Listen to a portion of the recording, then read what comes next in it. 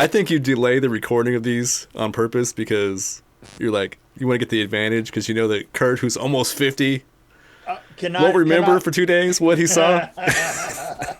Well, you have to remember this. I actually finished 1899 that night. You did? I did. I mean, I thought you'd only gotten through like 5 or 6 episodes or something. No, I just didn't have time to get to the next one. And it's it's well, we should talk about it.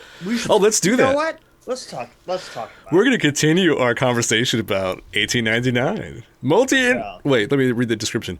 Multinational immigrants traveling from the old continent to the new encounter a nightmare's riddle aboard a second ship adrift of open sea. So basically a bunch of foreigners trying to get to the United States and a lot of stuff goes down on the way. Yeah. That's my description. If you thought episode 4 was crazy, episode 5 really made a splash. I had to say that. As it were.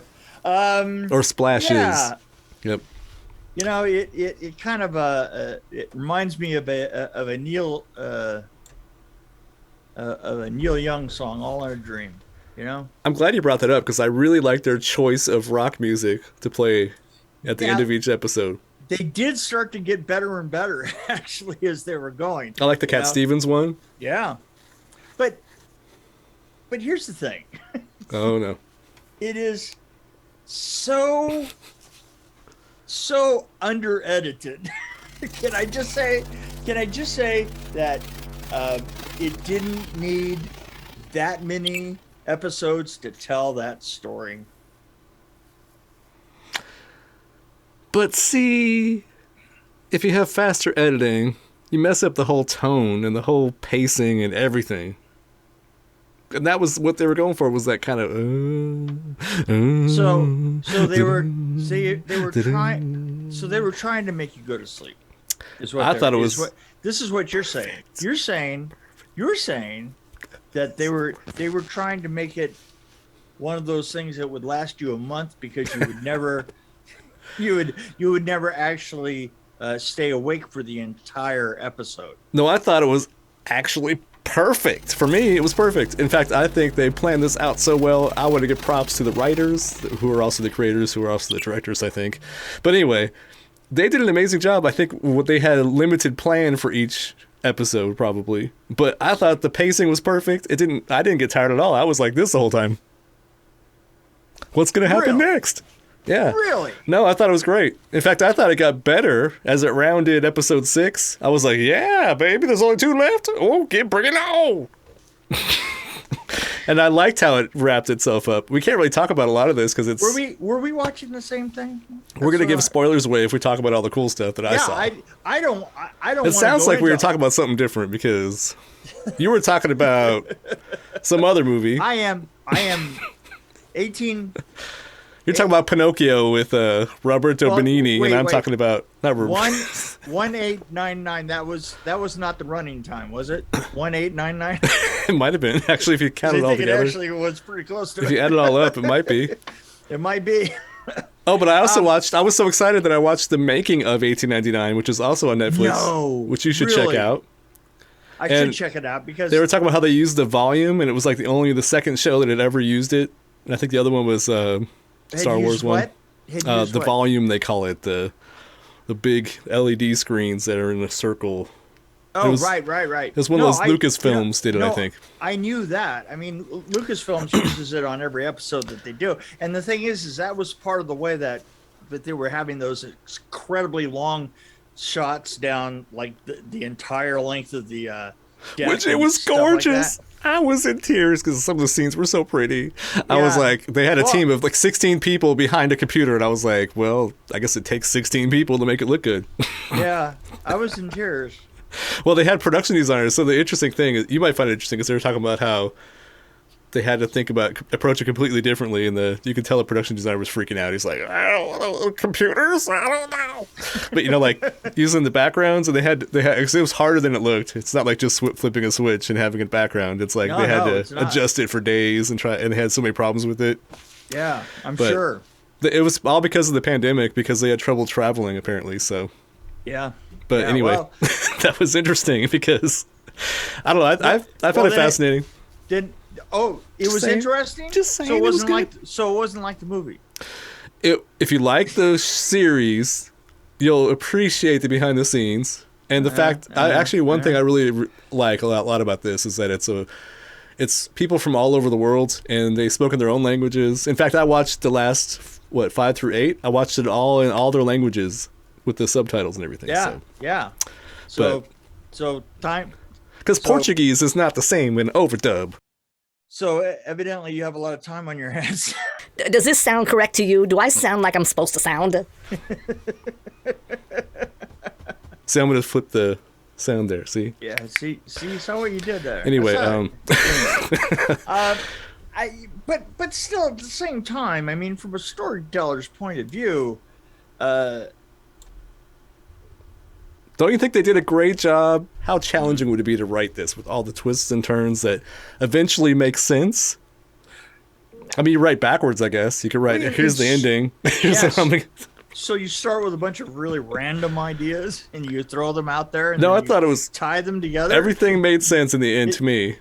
I don't think there was any questions I had other than why. There's only one question I have. There were some times when they were talking to each other where they just completely understood each other for no reason. But I mean, beside that, Yeah. they said somebody needs to steer the boat, and then it was in, I don't know what language it was. I think it was Portuguese or German, and the other person who was Danish said, "Oh, someone needs to change the boat. Let's go." I'm like, well, how did they understand that? I mean, I love the idea. I love the idea of all the different languages and all the rest of that. But they didn't spend all their time going, "What did you say?" But there is so much. The thing is at the core of the story, the core of the story is so small. I don't think it was. It had a character story arc from every character, a story arc, and then a story arc for the whole group of people. And then it had, they wrapped it up in a nice little pretty bow. Like, it doesn't even have to have a second season, which, by the way, they hinted that they were going to have a second season in the making of thing. Yeah, but guess I'm gonna what? make a bet they It's don't. been canceled. Oh, really? And it's, I think Netflix is claiming they didn't have enough viewers and stuff, but I doubt Yeah. that's true. Something else. And then there was a rumor that they What had do you mean plagiarized or something, but I'm not going to go there. Allegedly, they plagiarized, I should say. Oh, but- yeah, no, it's plagiarized of every freaking. But what isn't plagiarized? Seriously, what isn't a copy of something else that's already been done? I mean, if you look at all the horror movies, it's all the same. Then Netflix can just get in there and fight for it. I mean, I think they should But do. they're not going to because nobody cares. They should have a Nightmare on Birch Street and have a Right. guy in a yellow and pink sweater that goes around.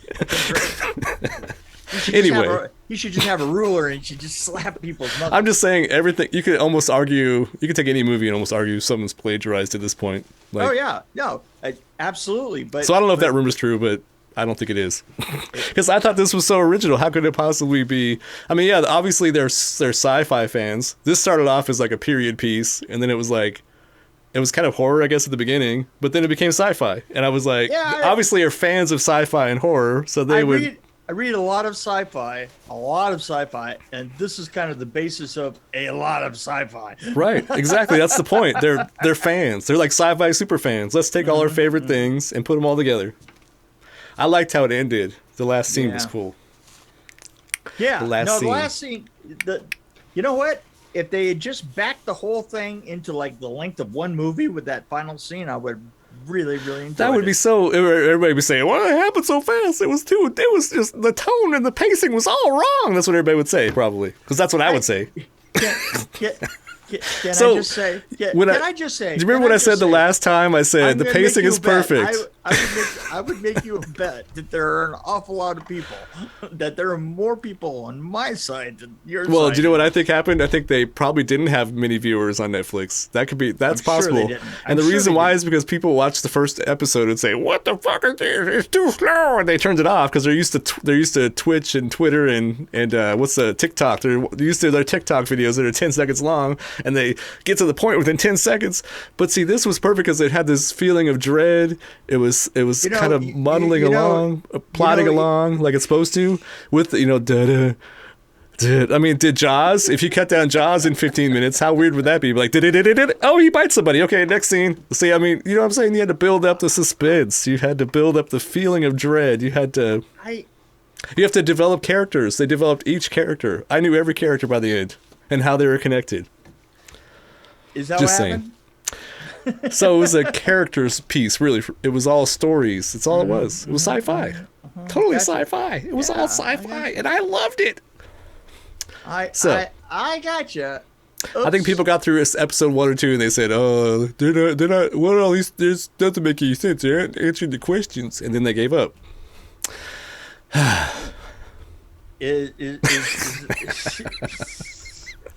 knew we would disagree on this, but anyway. Okay.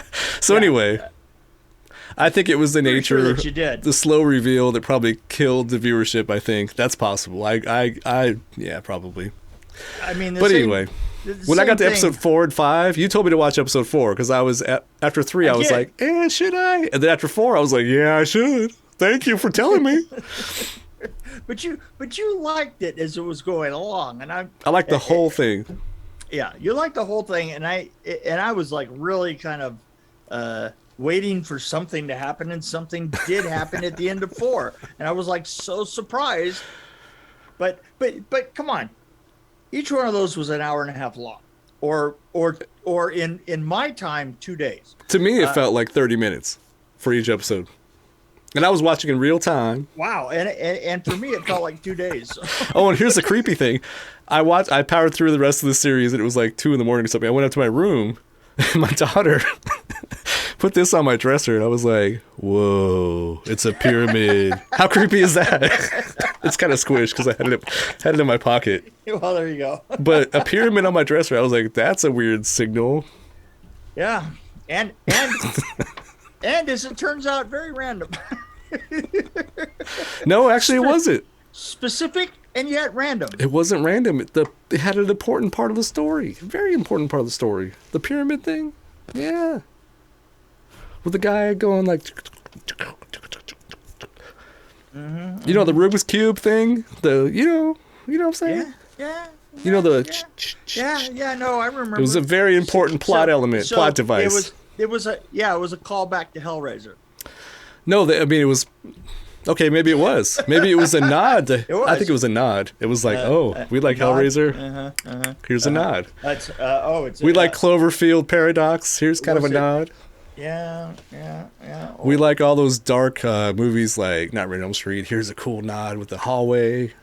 Yeah. Oh, and it's a door. The door disappearing. They did the reverse of it's a door. Yes, Where'd the door go? There were a lot of doors in this damn film. I know. In that thing. I mean, just a lot of doors. It made me wonder how many times they ran in circles on that little set. Because it wasn't that big. It really wasn't that big of a set when they were inside the hallways and stuff. I'm sure it wasn't. I mean, and all of it must have looked onto the big screen out there, right? Yeah, what's cool, though, is they're talking about how the scene, it rotated. So I think it was a production designer that was talking about how the whole set rotated, and they took little pieces out like pizza slices, so they could change stuff around in like 10 minutes. And they had people complaining because they didn't have time to have smoke breaks, because the turnaround time was 10 minutes from scene to scene. Isn't that crazy? I'm like, wow, 10 minutes. Yeah, because I had to do some work. I guess so. Yeah, so. Yeah. But anyway. Apparently these are the same guys that did the Dark series, and when I was watching the making of, beware if you don't want spoilers of the Dark, because they give away some stuff about the Dark. What was the Dark? I haven't seen it yet. It's a series done by the same creators, and it's kind of in the same vein of this, probably slowly plotting with confusing things happening. Plotting, boring. And I was going to say we should watch the first 3 episodes of that one. God. Yeah, give me a break. We'll take a break. I need to do less of things. What we need is you to find another movie like Wizard of Time. Wizard of Speed and Time. Wizard of Speed and Time. There we go. Or I wish the guys that created Dave Made a Maze would be a little more prolific. And come up with something That would be nice, wouldn't it? I'm telling you. I mean, Maybe they that's could just call me and I'll help them out. That's the kind of thing. Come I can on, get guys. behind. Boom, boom. Pick boom, it up. Pick boom. up the pace. Let's go. Come on. I mean, look at this series. They shot in very short time. 10-minute turnarounds. Think about it. David and Mays are probably taking forever to write a script. Personally, I'm really sad that there won't be a season 2. Yeah. So am I. I guess. Anyway, I think it would have been amazing because they could have gone anywhere because they were already doing the sci-fi thing where they could do anything. They could have a kid playing with a toy set.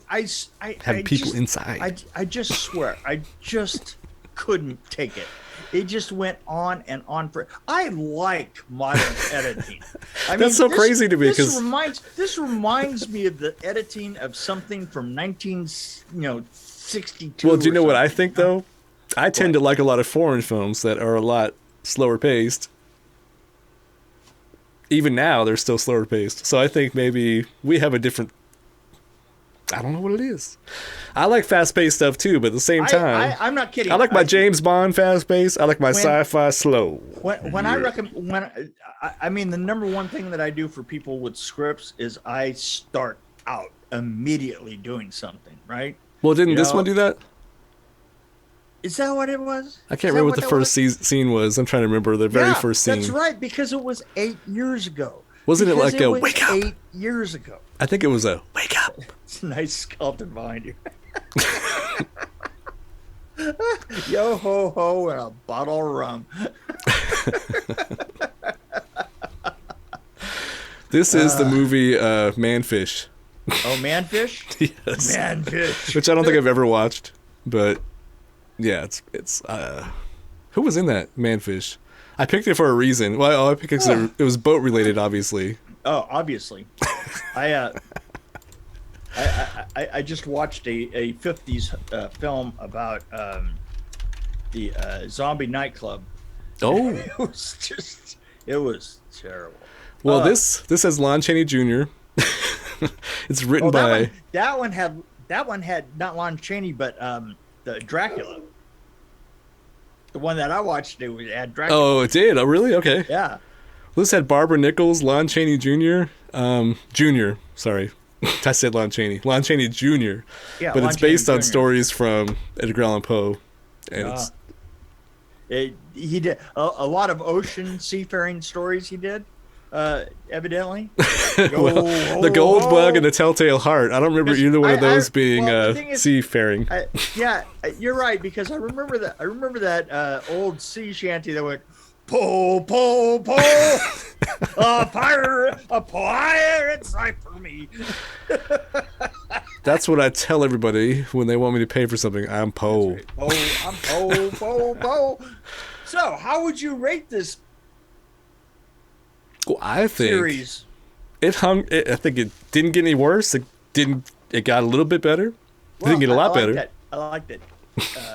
No, I mean from It didn't get any worse. From episode 4, it didn't go downhill at all. It went uphill, but it didn't go from a 4 to a 5.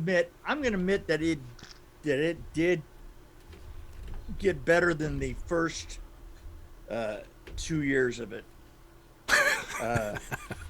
that we watched in the beginning, which was the first 4 episodes, right? First 4 episodes. I thought I wanted more at the end. I'm like, oh, it's over. I am going to give it a 2, and only because there was just so much of it. We're lucky you don't shoot in the studio together anymore. That's right. Because I would jump you right now. We're very lucky.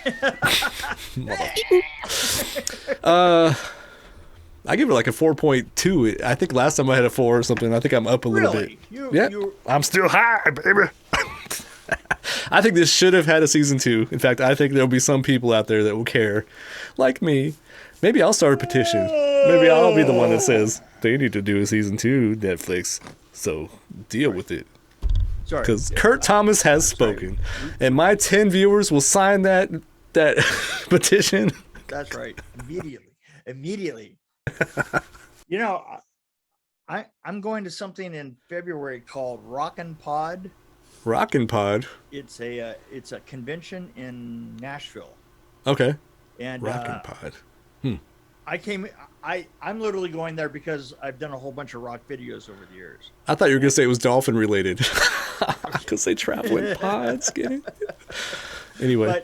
But they they wanted to. They said, well, you know, what would be your qualifications? And I said, well, you guys listen to me all the time, you know, to my stuff. And they say, yeah, but I mean for a band.